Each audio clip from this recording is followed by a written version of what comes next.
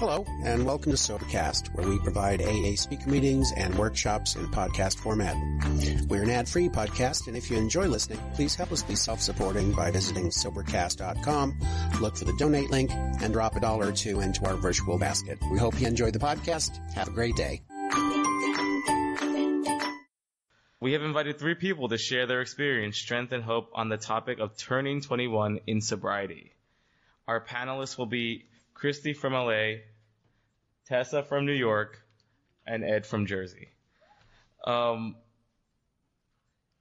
so please welcome Christy. Tessa. Please welcome Tessa.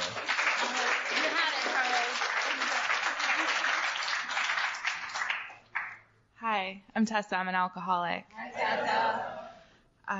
Okay, so I turned 21 in sobriety, and I guess that's what qualifies me to be up here. I don't know, I kind of feel like I cheated. I had 17 days when I turned 21, so I kind of squeaked in under the wire.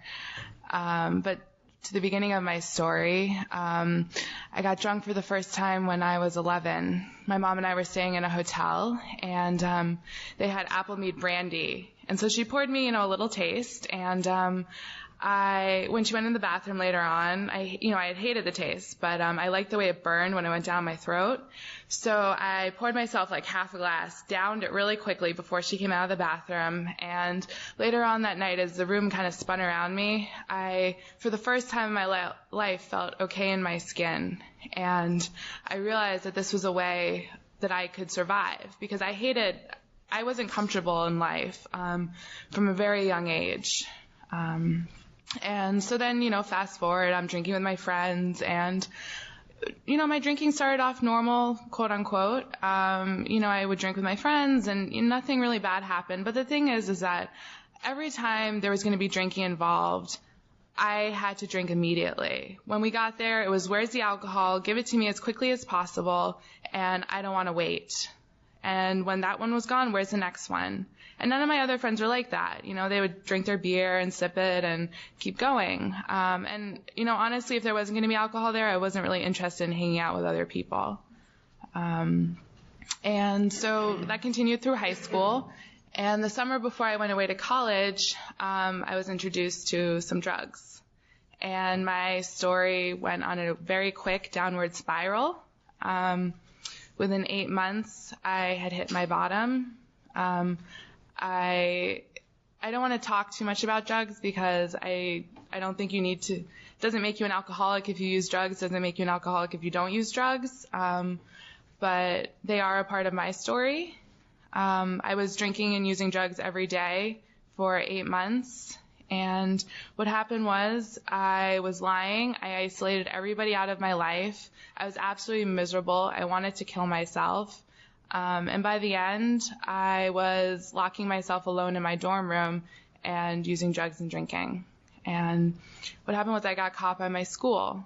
I was in college, and they had heard about my using, and they came and searched my room. And for the first time in a really long time, I had a moment of grace. And I just looked at them and I said, I'm a drug addict. I need help. And still at that time, I couldn't admit that I had a problem with drinking. That would take another couple of months. They required that I went to rehab, and then I took a term off from school.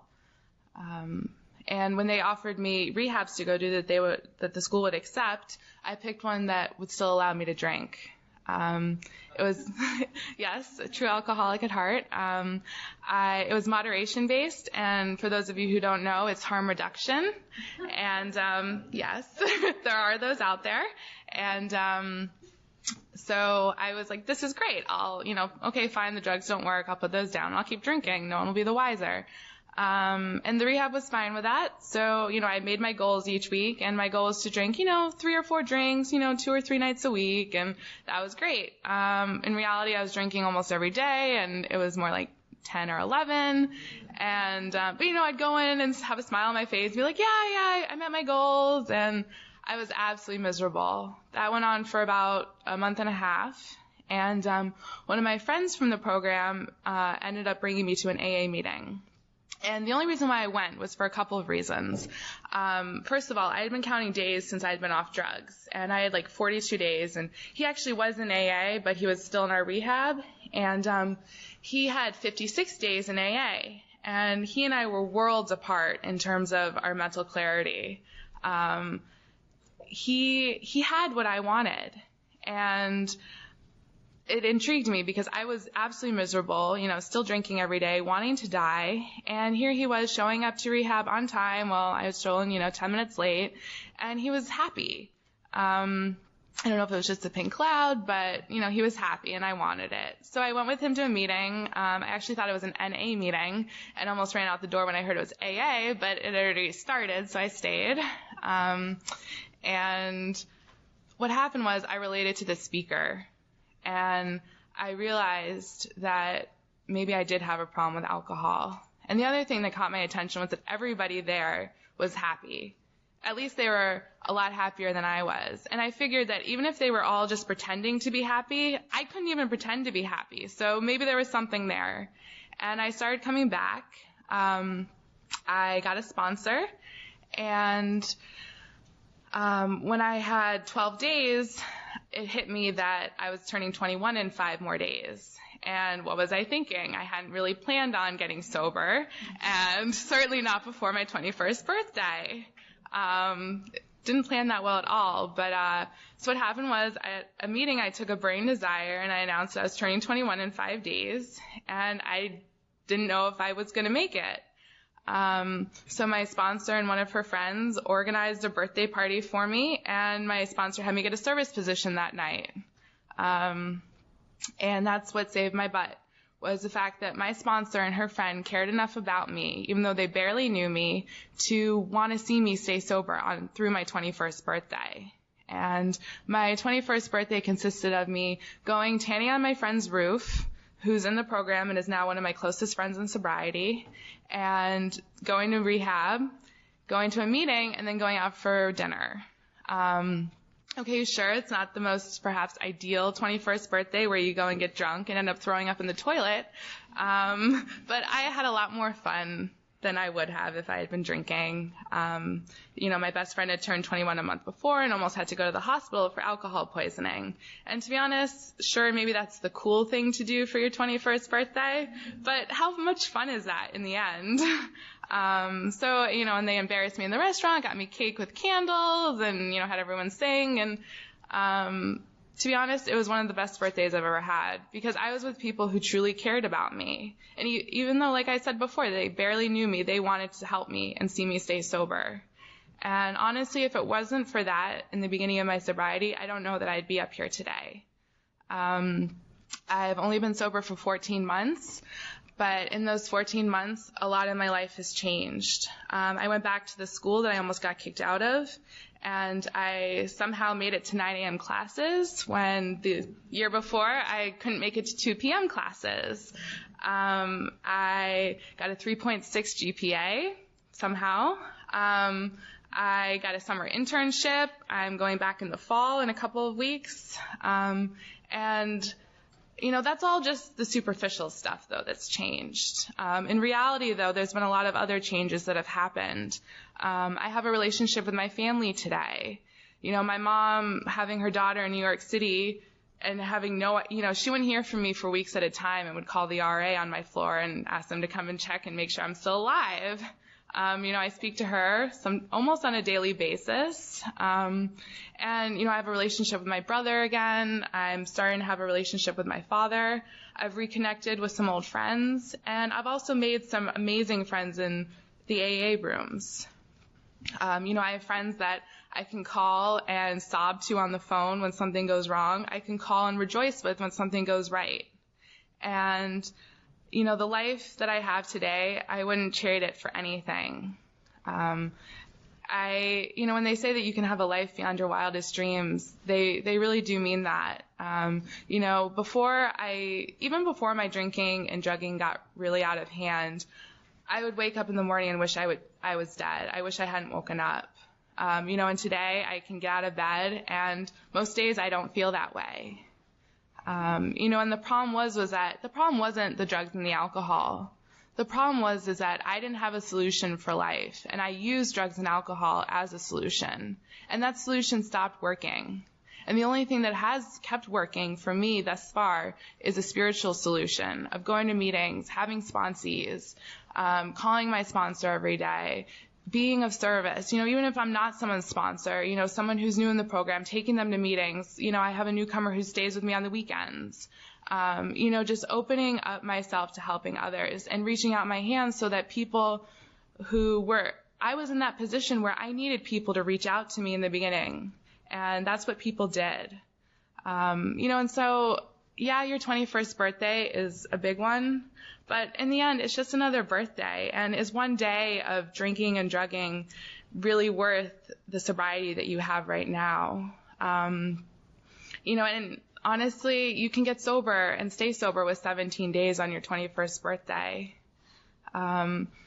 By the time I had 17 days, I didn't want to start counting over again. And I certainly don't want to now. As long as you just reach out to people and be honest about it, that's one thing that I really had to learn, was that it's okay for me to admit I'm terrified. I'm scared that I'm going to drink because I'm going to be 21. That's nothing to be embarrassed about. That's the drinking age. And even if someone got sober after they're 21, they can still understand how that could be a big deal. And don't be ashamed to ask about it. So with that, I'm going to let the other speakers speak. Thank you.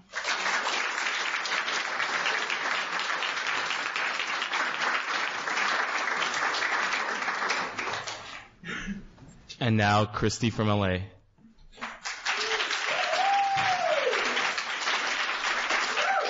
I'm Christy. I'm an alcoholic. Do I get like a warning? Because I'll talk. Yeah. Awesome. Okay. I'll take as much time as I.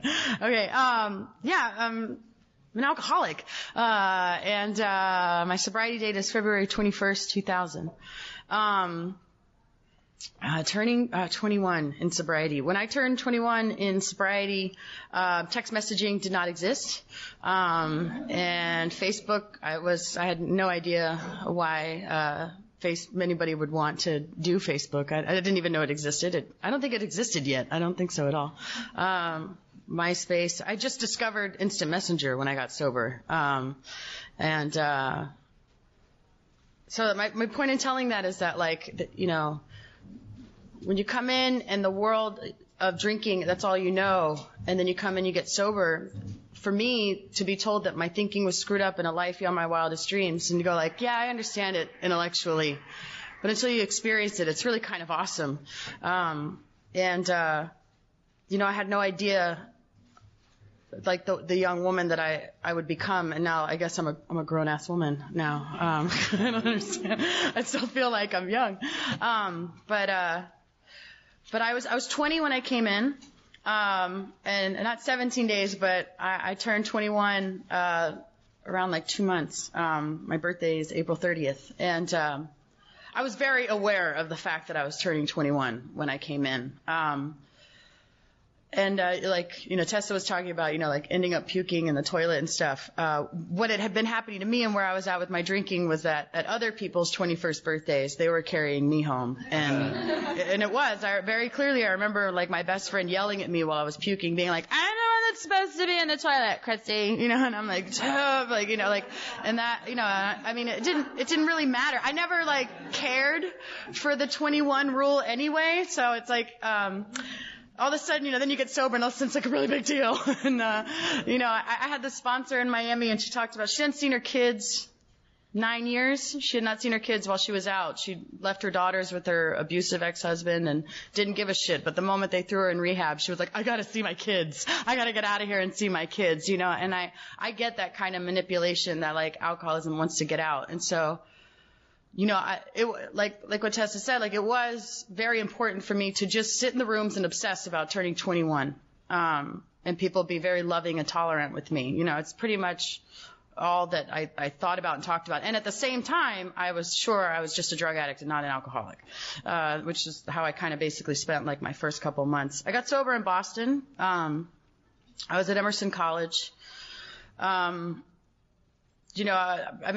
could tell you guys like a whole bunch of like drinking crazy wild stories. I probably have more war stories in sobriety than I did from drinking, from being sober. Nancy gets that.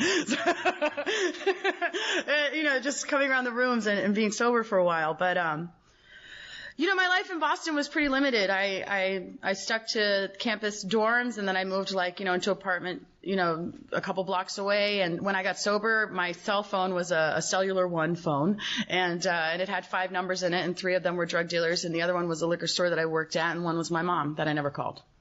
That's where I was at when I got sober. And, I actually didn't drink very much in high school. I liked sharing that honestly. Alcohol was very difficult for me to get. I could have probably put some more effort into it, but that was never one of my strong points, putting a lot of effort into things. And to be honest, marijuana was a lot easier to get, and I thought it was marvelous. My mom didn't know whether I was stoned or not. I always had allergies, and it's just weird. It must be the cats. Let's get another one. We had 2 cats. And it was great. Because when I drank, actually, I needed to drink to get drunk. So I couldn't drink the way I wanted to. And I had a brother that was sober. He was a big cokehead. And as long as I didn't do that, and I didn't have to go to those crazy rehabs he went to bottom out rehabs. He went to rehabs where people got out of jail, and then they went there. And because my mom had to scare him straight. And he got sober at 20 as well. But I kind of watched a lot of that, and I thought, well, as long as I don't do coke, then I'll be fine. And I drank probably 5 times in high school. And I prided myself on it too. And, kind of I'll never do that. I'm not going to be like those people. And then I got to college, and some idiot was like, I'll buy you alcohol every Friday. And I was like, you're my best friend. Just some nice guy helping out a college girl, we're pretty clueless. I think most girls, we come in the room and we think we know what's up, and we really have no idea what's going on. He's such a nice guy, and he's sober. It was fun being a young girl in sobriety. But yeah, so, I was very grateful in Boston that they said, this is AA and we talk about alcoholism. And I went to the other fellowship to talk about my drugs, and that's my story, and that really helped me. I wanted to relate to drug addicts, people that met, paged drug dealers. God help me, I'm old. And then, I went to AA and I talked about drinking, and I took me a long time to get very honest about that. And when I moved back home to Miami, where I'm from, they did the same thing there. And we would say, alcohol and other stuff. And the reason why I'm very grateful about that is because, today I'm very clear on what happens to me if I put a drink in my body. It's not all the same thing. Alcohol to me was a solution to my drug problem. Alcohol, I still kind of think of it as that's what normal people do. Yeah, that's what normal people do, but I don't do that way. When I drink to be horizontal, and then if I can figure out how to puke it up, then I can go drink some more. That's the way I drink. I drink really fast. I'm on my 3rd beer. Everyone's on their 1st. And I didn't know that this was a problem. Everyone would be like, you just do everything so fast. And I was like, yeah, I don't know. Where's another one, And when you're young, to get alcohol, it's like this sweet, precious commodity. It's get it in me as much as I can. That's how I drank. When I figured out how to get drunk every day, I got a job at a liquor store, in Boston, that was brilliant to me. And then, I would steal. And I didn't even, at the time, if you had asked me, I didn't steal things. I'm not a thief, but I took nips. I was entitled to those things, because this job is so stressful, and it was I worked at what was basically that movie Empire Records of a convenience store. I worked at Marlboro Market, in Boston, and, in Boston, you can't, I think it was that way, you can't buy liquor after 11 o'clock, or you can't buy any alcohol after 11 o'clock or on Sundays. And so Saturday Night Rush was this insane thing where people would be running in. I know normal people like to drink, they enjoy drinking, whatever, and they run, and they're oh man, I gotta get my beer, and the football game's tomorrow, that's, I think that's a normal thing, but I'm an alcoholic. So for me, what happens is that when the employees go, hey, tonight was really stressful, let's take a shot of a nip. And I'm that's great. I now have to take that shot every single Saturday night. Everybody else is no, that's good. I don't need it tonight. And I'm really? Why?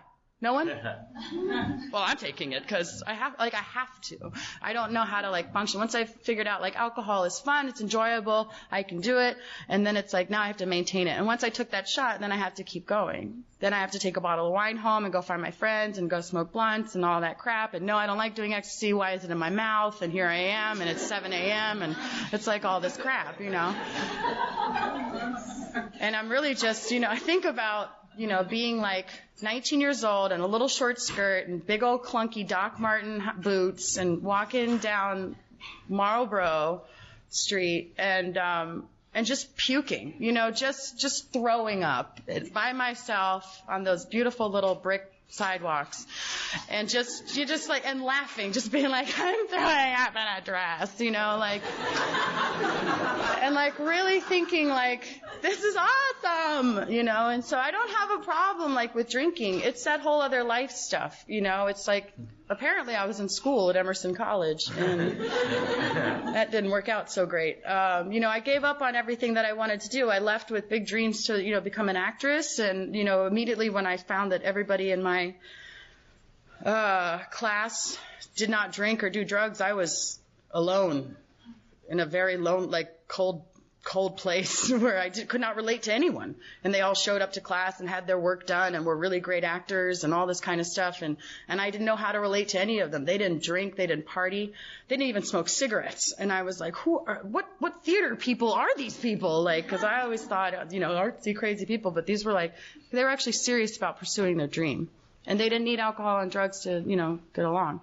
So I just dropped my major. That's really how that happened. And I went and found people that did what I needed to do and figured out how to drink and do whatever else, every day. And went to Holland. So I did have some experience of being able to drink. Emerson College has a program in Holland. I did get my grades up for that.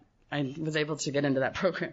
But I was able to drink whenever I wanted and got a little window of that, when I was 19 turning 20. And my 20th birthday was insane.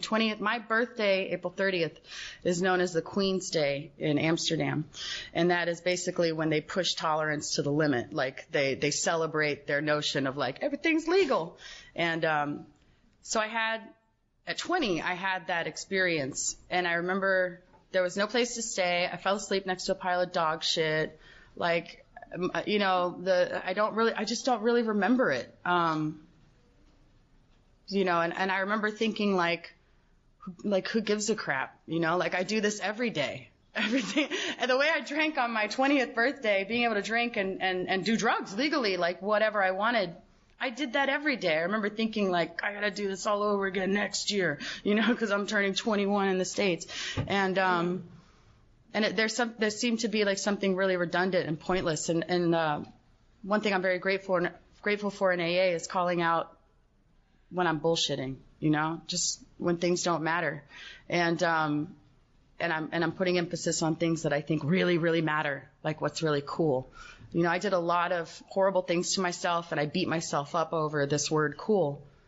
And when you're 19, 20, just coming out of high school, that's very important. Whatever that definition of cool is and what you think cool is and what you think cool is. And I was able to kind of go in the rooms and realize we all have different versions of what we think is cool and we're obsessed with it. And yet, we don't want to ever admit that. Cause I suffer from self-obsession. I'm thinking about what you're thinking about me. And I'm, if I like a guy, most of the time I'm just thinking if he's thinking about me. And, it's this, and I didn't know what that was. I just thought I was crazy. And then I walked into AA and that's what they're talking about openly. And it's oh, these are my people. I was, because I remember once I got really fucked up and I told a girlfriend of mine, I'm do you ever think about what people are saying about you? She was no. And I was okay, I'll never talk about that again. So I basically, the story of me getting sober is pretty awesome and amazing. That brother that I hated a lot who got sober at 20, he had 5 years. He did his 9-step amends and I fessed up that I was getting kicked out of school, that I owed, I was leaving the job at the liquor store because that's what was ruining my life. It was the fact that it was, the millennium had just happened. this semester I'm going to get my shit together. But it was February. It was the third week of February, and I already was failing out of everything, and I had no money. And my family used to send me money. I was spoiled, and I was ungrateful, and I really just kind of wanted to be left alone and drink and do whatever I wanted. And that stuff had stopped working. When I say it stopped working, it was just that I didn't live life unless I was intoxicated. Even if I couldn't get anything, I popped like 4 or 5 Dayquil. The thought of living life without a substance in my body was not an option. It just couldn't happen. And if I was experiencing total sobriety, everyone was going to know about it. And like I'm not doing this today, you know, like, and I had no willpower. It would be like, I'm going to quit for like the weekends or whatever it was. It was like, like that I would quit for the weekends. Just anything, you know, like I did a very brief like trial period of what it describes and more about alcoholism. And it was a royal fail. Because it just took one friend to go, why? And I'd be like, I don't know, you're right. And then I'd be off. You know, like, and that's another thing about being young is that it always feels like it's going to happen later. Then I'll get my shit together. And I really knew deep down inside that I would never get my shit together. I had no idea actually how to do it. And I didn't want to tell anybody that. So when I got sober, I was actually terribly afraid of turning 21. It was I knew that I'd be a person that'd be going in and out of rehab. I just knew that's the life. I watched my brother go through that. I had already, before I even drank, I suffered from depression and I was a cutter and stuff, and I knew what was waiting for me. And I just do not thrive in institutional situations. I just don't. I don't know who I am. I imitate everybody else. I can totally sweet talk and act innocent and behave like real Southern charm. And then, it's just, I have no idea. And I can convince people that I'm getting better. I can almost even convince myself that I'm getting better. And so I was terrified to go back because then I knew I just want to come out and it would get worse. I'd watch a lot of friends go into rehab and get worse. And so I thought that that's what would happen to me. And so I basically went to my first AA meeting to not go to rehab. And I say that now, today, I still go to AA meetings so that I don't have to go to rehab. Because that option has not changed. If I pick up a drink today at 31 years old, odds are someone will throw my ass in rehab. Good luck trying to get me there. But that's like if I'm lucky, I'll make it back, So approaching my 21st birthday, I was like on a real awesome pink cloud in Boston. I had only seen like one area of Boston when I got sober around Emerson College. And when I got sober, like when I was using, I just saw one area. When I got sober, I saw more of Boston in the 90 days that I was sober than I saw in the 3 years that I lived there. I mean, I went everywhere to a meeting. They were kicking me out of Emerson, and I said, fine. And then I didn't tell my mom I was getting sober because I wasn't sure if I could actually make 90 days. And I just went to a meeting like, at Boston, you can't get to a meeting after like 8. There's no meetings like after 8 o'clock. And so you better get them all in, and find who the late night people are. Because otherwise, if it's like 9 o'clock and you haven't gone to a meeting that day, you're just going to have to hold tight and go to a meeting like the next day. And you find God real quick. And I don't know what it is. I would like listen to music to calm myself down. I listened to a lot of Tori Amos in the beginning, which was not good. And then I discovered like old 70s soul like Marvin Gaye, and I love that stuff. I was doing anything I could to stay sober. I was really nervous to run into people in Boston that I knew, because the moment I saw them, I would literally just run the other way. Because I was nervous that if they said, thank you, that if they said, we're all going to go to so-and-so's house, I'd just find myself on that couch hanging out again, watching PlayStation for hours. And hours. And days. But the story of my 21st birthday is actually really funny. I was at this like wonderful pink cloud, and I was like, I'm going to stay sober, and my birthday is not about that. I was like, I'm going to go and meditate. And I had moved out to the North End where no young people lived, in the North End. And I went by the water, and I sat by the water and wrote in a journal and listened to like new, nice, happy music. And I was like, I've been on this earth 21 years. Like, this is nice. I was like real trippy, crazy stuff, and my friend who got sober with me, the same day her dad owned that liquor store that we worked at. She's no longer sober. She drank after 5 years, but we're still friends because, she's sick and I love her very much. But I remember we were going to go for my 21st birthday and keep it really simple. And we went to an Italian restaurant in the North End that night. Like, we went to a meeting and then we went to the restaurant, and she told the waitress to bring me a tiramisu. And I had been very, relaxed all day. And, we ate, whatever, and we were just catching up on how awesome it was to have, 45 days. And the waitress brings, the tiramisu, and, dude, the moment I bit into that thing, I was like, this has alcohol in it. And I was like, no, wait, let me check.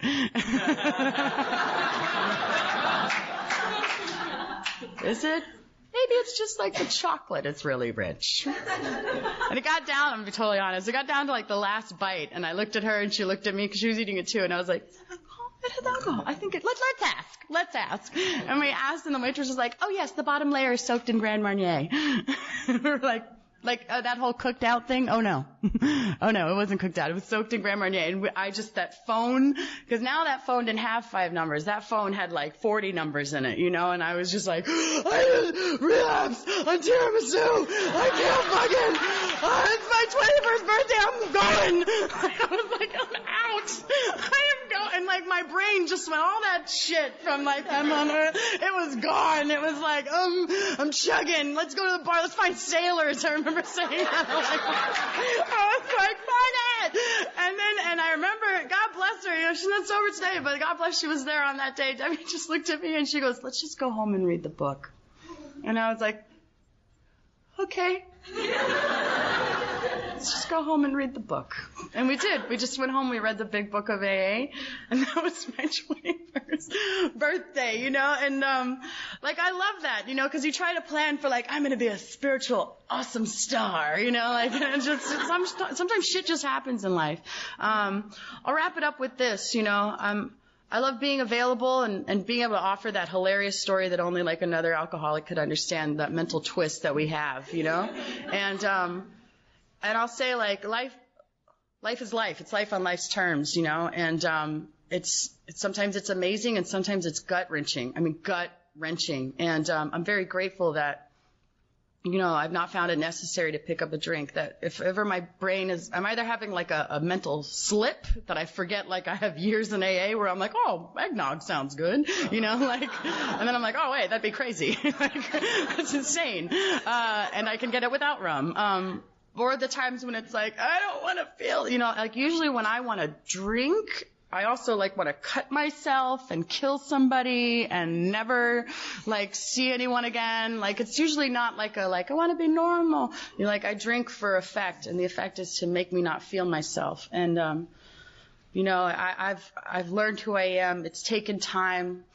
And, now what I like to say when I speak is all the bad times, all the mistakes, all the painful things, I wish that for you in sobriety, not because you should suffer those things. That's life. Sometimes those things will happen. But I wish for that in sobriety because you can stay sober through them. You don't need a drink.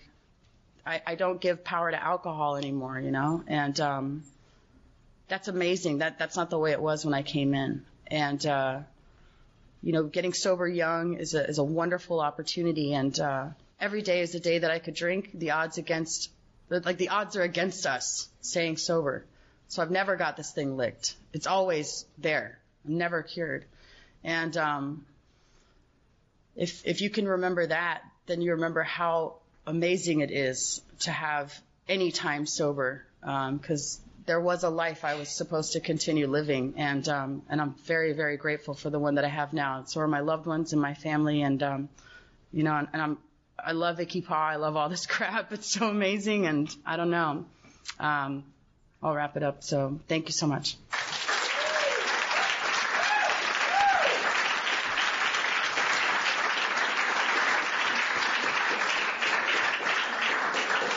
And finally, we have Ed from New Jersey.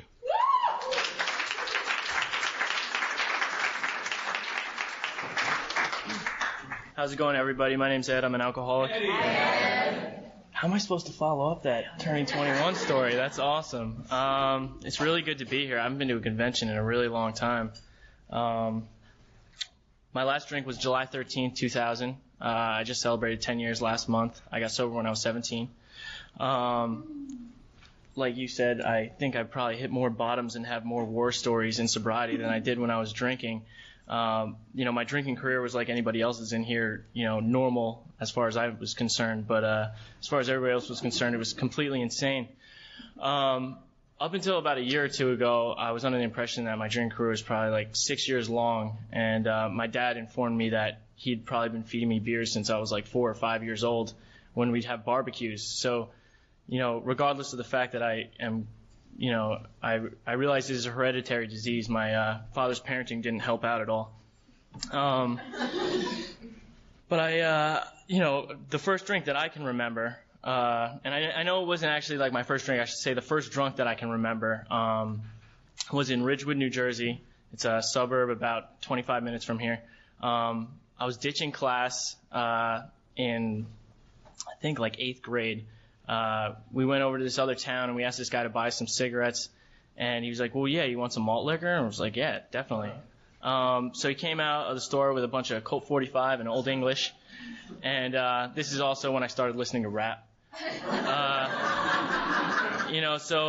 I think I downed like two 40s. And I remember I was there with a couple of my friends. And I remember being on the corner by this liquor store. It's still there. And there was this woman like walking her baby by me in a cart, and I puked all over the corner. And all my friends were running that way, and this lady was looking at me with this face of disgust, and I was just like, this is the happiest moment of my life. Like, I felt so good. And I was like, everybody likes me, but all my friends were running away, and I was like, everybody likes me, and this is amazing. And it was cool back then because like you could walk around the park in Ridgewood with a brown bag and a bottle, and like that became something I did every week.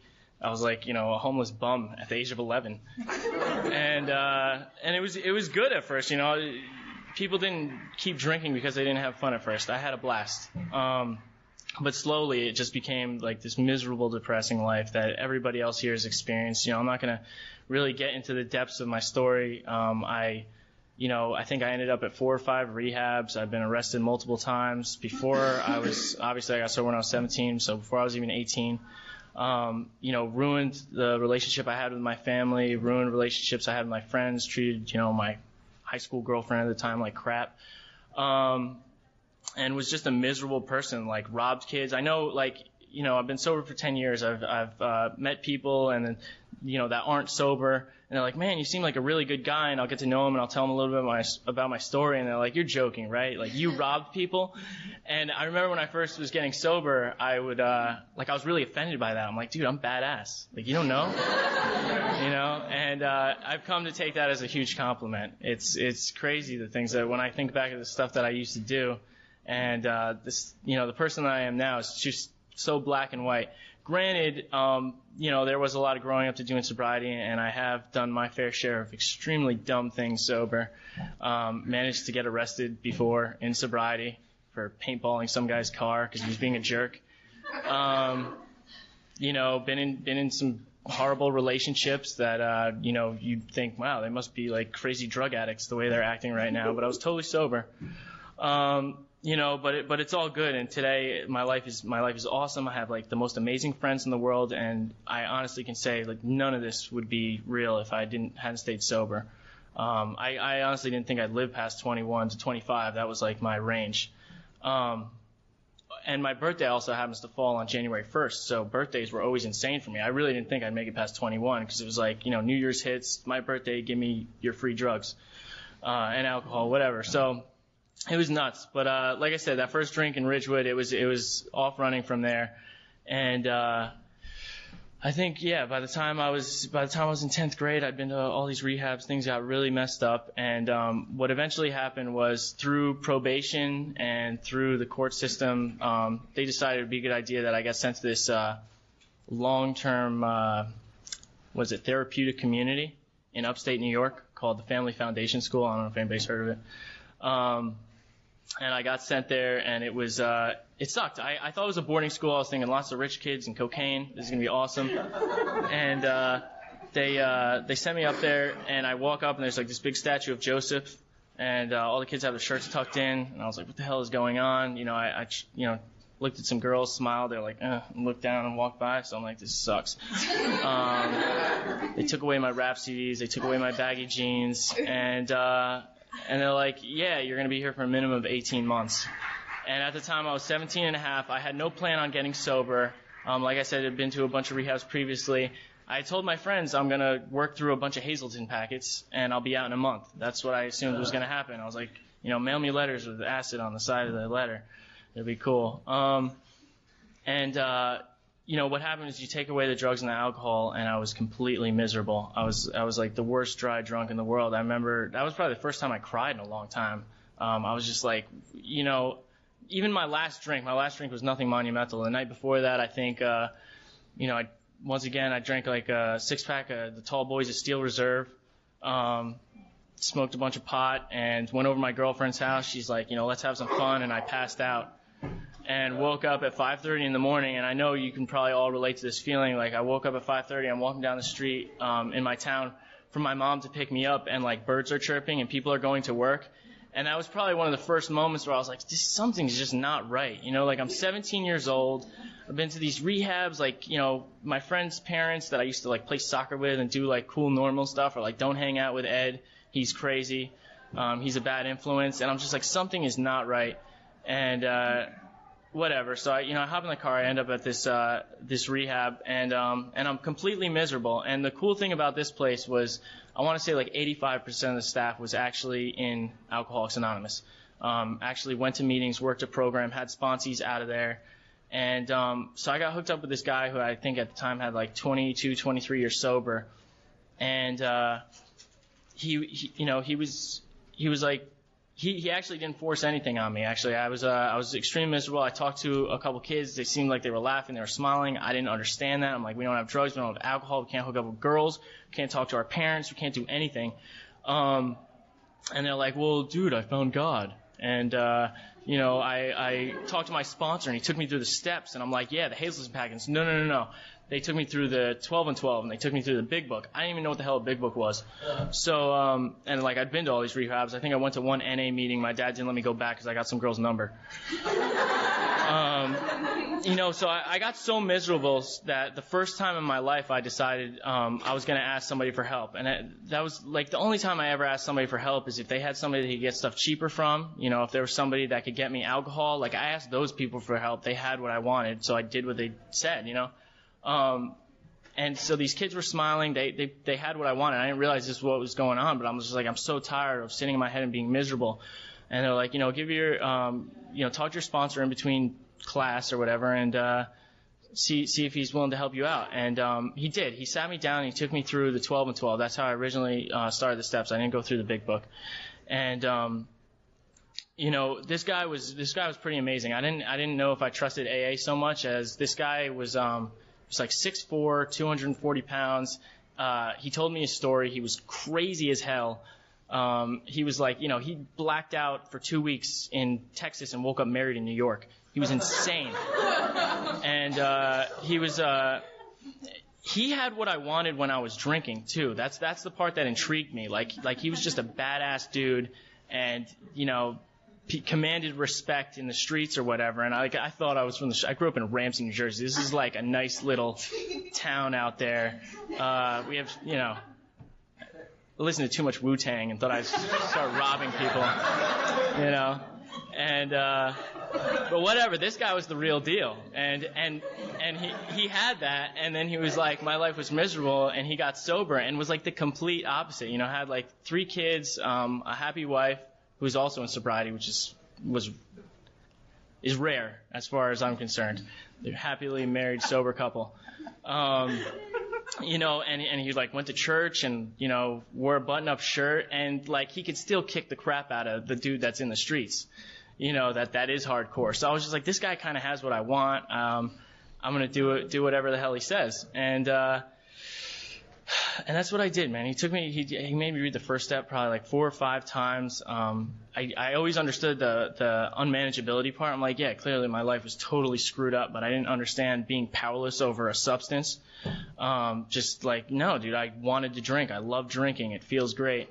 And it seems stupid, but he was like, have you ever had food poisoning? And I was like, yeah, I ate scallops when I was like 7 years old. And I got sick for like 8 hours. I was just puking. I didn't eat scallops for another 11 or 12 years, and to this day I don't really like them that much.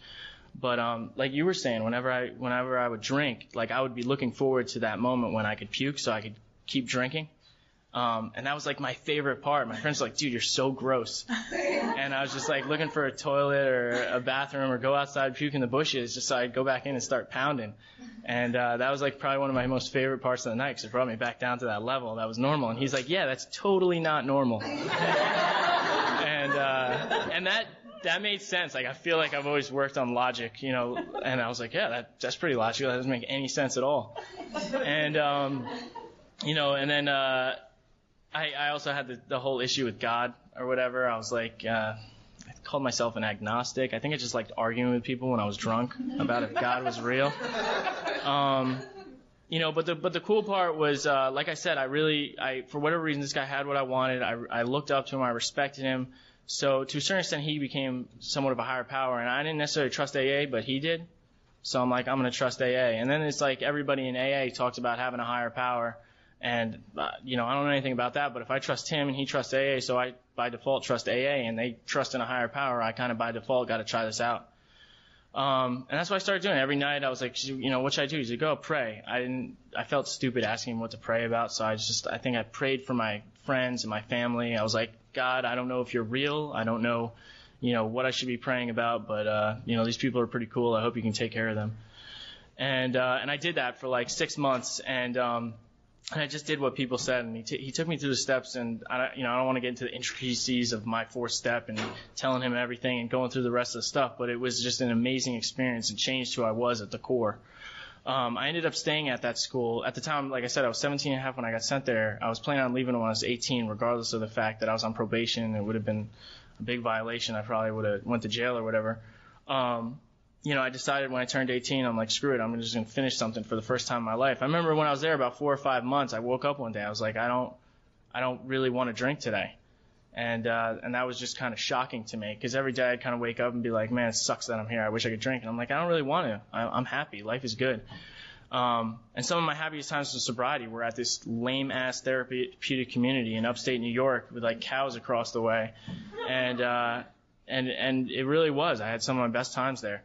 So like I said, I ended up staying there for just 2 weeks short of 2 years.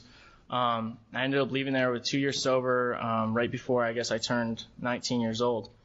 And which was kind of like a whole other culture shock once again, you know, going into that school, it was like a whole different type of lifestyle. Coming back out, you know, I was a little bit scared. I didn't know what to expect. I remember talking to my sponsor. His name was Tom. I was like, Tom, you know, what should I do every day to stay sober? And he's like, my sponsor told me to do 5 things, you know. When you wake up in the morning, hit your knees and ask God to keep you sober for the next 24. Go to a meeting, call your sponsor, you know, read a meditation, and at night hit your knees and thank God for keeping you sober for the last 24 hours. And, you know, I got to be honest, I don't do that every single day now.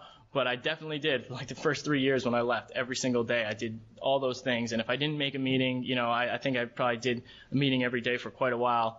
I was still, you know, up until I had 6 years sober, I was probably hitting 3 or 4 meetings a week. And I got out of there, and I did what people said. I picked up commitments. I did all these other things that I suggest, you know, new people in recovery do. I went to a lot of these conventions, drank way too much Red Bull, you know, stayed up all night, did crazy stuff, and it was a really good time. So if anybody hasn't been to a convention here, they're awesome. Embrace it. Meet cool people. Get numbers. Go to conventions other places.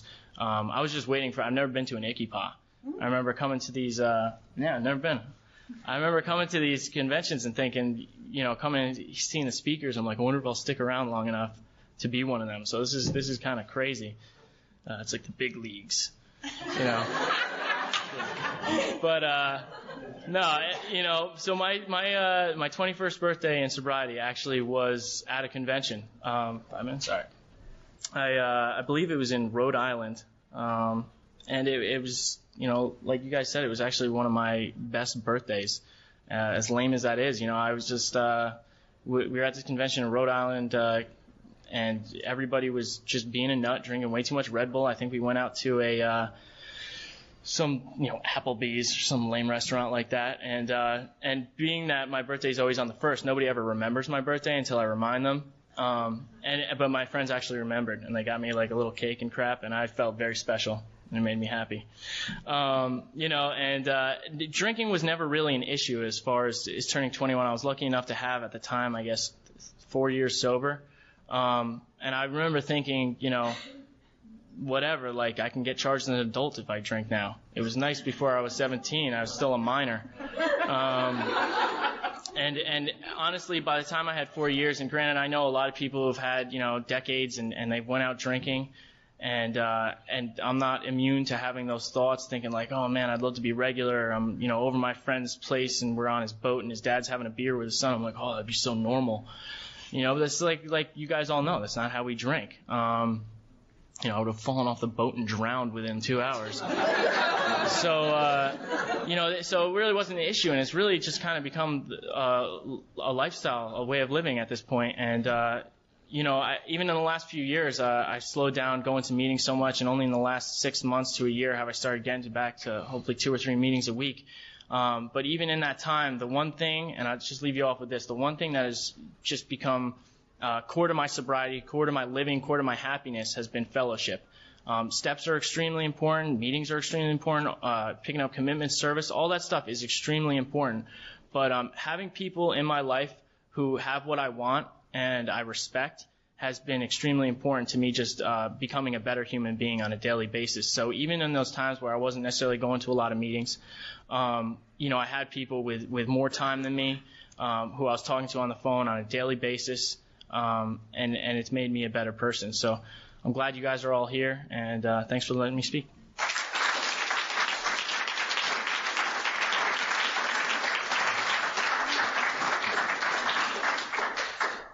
I would like to thank our panelists for their service to ICYPAA.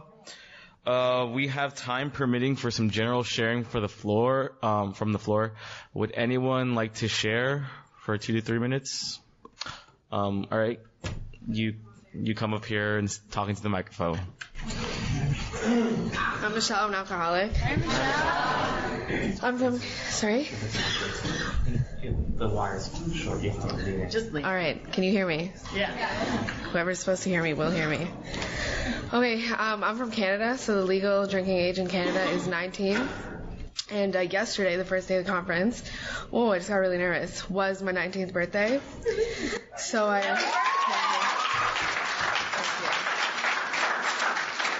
Thank you. I've been sober for about 20 months, and for some reason I was like, oh my God, I'm 19. I'm going to drink. Like, it was just, and I totally identified with you with just you're either looking for a way in or a way out. And I had no problems at all. Like, I'm very content in my sobriety, and I don't think about drinking at all. And then all of a sudden I was like, wait a minute. I can legally do all those horrible things that I was doing. And it just seemed like such a great idea, and it was just really, I don't know why I thought I should share that, but I just really identified with you, and I didn't think I was going to identify with you at all, because I was like, oh, he's a male speaker, I'll go to a different meeting. And I totally identified with you, and hardcore is my favorite word, so I'm really happy that you said that, and I thought I was so badass, and I don't know, I should just thank you guys after. Thanks, sorry.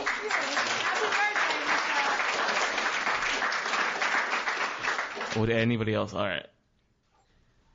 Name is Joe. I'm an alcoholic. Hi, Joe. The drinking age was 18 when I was drinking, and then they changed it to 21, and so I was grandfathered in.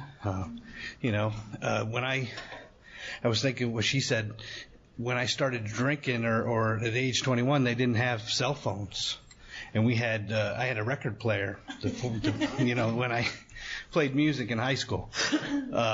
So I got sober at 19 years old, and that was back in 1982, and I've been sober since, and now I'm an old man. I'm 47. So been sober for a while. Fantastic stories for the people. I appreciate that. ICYPAAs are just amazing. I was on, in 84, I was 20 years old. I was on the host committee for Colorado YPAA, and I got involved with these young people. They were just doing crazy stuff. Just, they were having softball tournaments and going to the, canoe trips and just crazy stuff in sobriety. We got kicked out of a diner sober because we were playing sober catch-up football, and we fumbled the ball. So, I can relate. Thank you very much. In the back. Hey guys, I'm Corey, drug addict, alcoholic. From Hartford, Connecticut. Originally, actually Amherst, Massachusetts, but I had to move to Hartford or to Connecticut to get sober. I couldn't do it.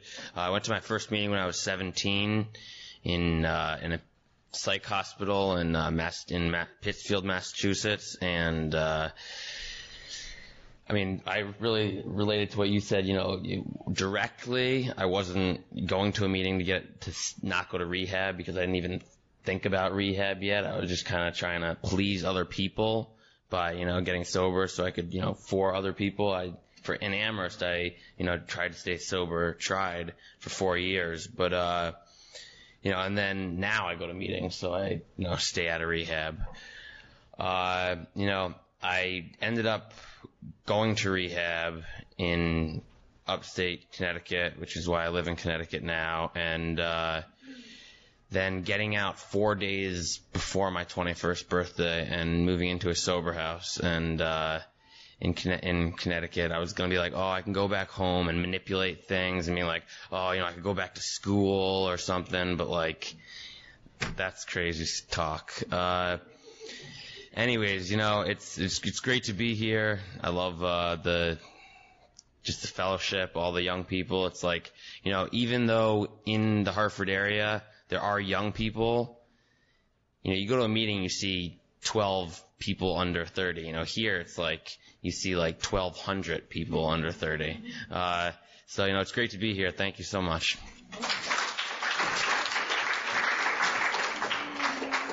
We have time for one really quick share.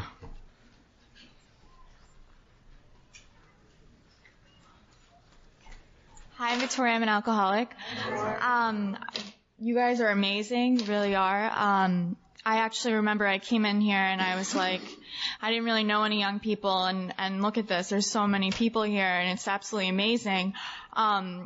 And I wanted to say that we were just so lucky. We were given such a gift that we get to live the rest of our lives sober. And, if I had heard that when I walked into these rooms, I would have been like, what the hell? Because I remember there was this one woman, and she was like, my life's not a big party today, and that's okay. I'm like, that's not okay. I'm like, no way. I came in here, and I was in a sorority, and I was a social chair, and I had to live in a sorority house my first couple of months sober. It was very difficult. But you know what? I remember I was anticipating that 21st birthday, and I was coming up on it. I would think I was about 8 months sober. And, you know what? I had such a good birthday, even though I had 3 midterms that week. I woke up in the morning. I got up at a meeting at 9 o'clock, and this meeting that I've never gone to, they heard it was my birthday that week, and they got me a cake, and it was so wonderful. And, you can have these things, you can go with society and think that your 21st birthday is supposed to be this crazy, drinking fiesta, but it's really you're 21. That's all it is. It's just another year has gone by. And we learned in AA that it's day by day, and that's just another day, just a special day. But that's it. Thanks.